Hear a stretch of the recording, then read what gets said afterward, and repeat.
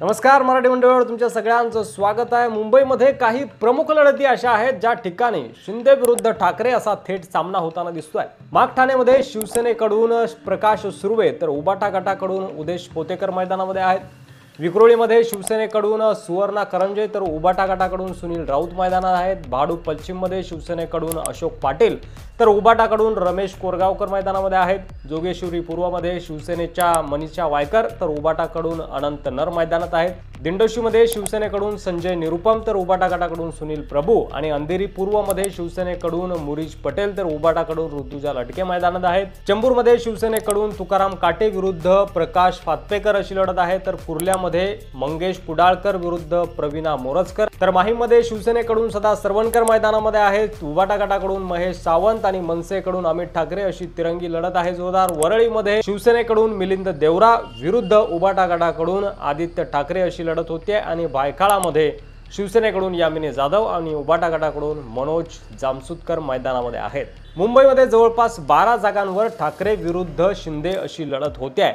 मुंबईत शिवसेनेचे पारंपरिक गड असलेल्या 12 जागांवर शिंदे आणि ठाकरे गटात थेट सामना पाहायला मिळणार आहे। या जागांवरील मागील विधानसभा निवडणुकीत शिवसेनेचं वर्चस्व होतं, परंतु आता शिंदे यांच्या नेतृत्वातील शिवसेनेचं मोठं आव्हान ठाकरे गटासमोर असणार आहे। विशेषतः माहीम, वरळी आणि विक्रोळी यासारख्या मतदारसंघामध्ये शिंदे ठाकरेंना जड जाऊ शकतात अशी शक्यता वर्तवली जाते आहे। मनसेचा काही जागांवरील सहभाग, मुस्लिम मतदारांचा ओढा आणि मराठी मतदारांचे विभाजन हे घटक शिंदेंच्या नेतृत्वातील शिवसेनेच्या विजयाच्या मार्गात निर्णायक ठरू शकतात। तिरंगी लढतीमुळे मराठी मतदारांचे विभाजन होऊन ठाकरेंना डावलून मराठी मतदारांनी शिंदेंना लोकसभेला पसंती दिल्याचं दिसून आलं आणि त्यामुळे शिंदेच्या नेतृत्वातील शिवसेनेला थेट लाभ होण्याची शक्यता मुंबईमध्ये वर्तवली जाते आहे। शिंदेच्या नेतृत्वातील शिवसेनेचे अनेक उमेदवार त्यांच्या भागातील स्थानिक नेते आहेत आणि त्यामुळे त्यांचा जनसंपर्क अधिक प्रभावी आहे।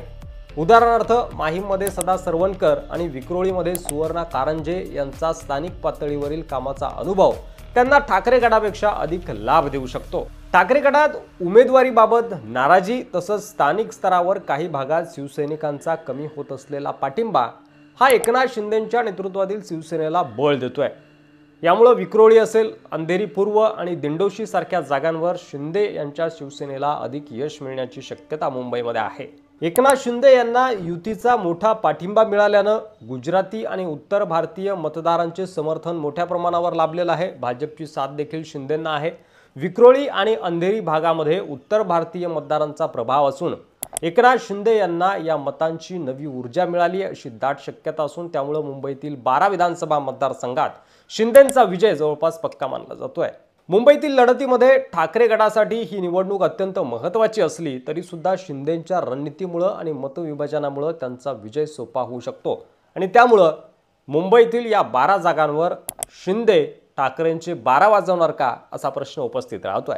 तुम्हाला काय वाटतंय? तुमचं मत कमेंट बॉक्समध्ये लिहायला विसरू नका। व्हिडिओ जर आवडला असेल तर जास्तीत जास्त शेअर करा। चॅनलवर नवीन असाल तर सबस्क्राइब करा।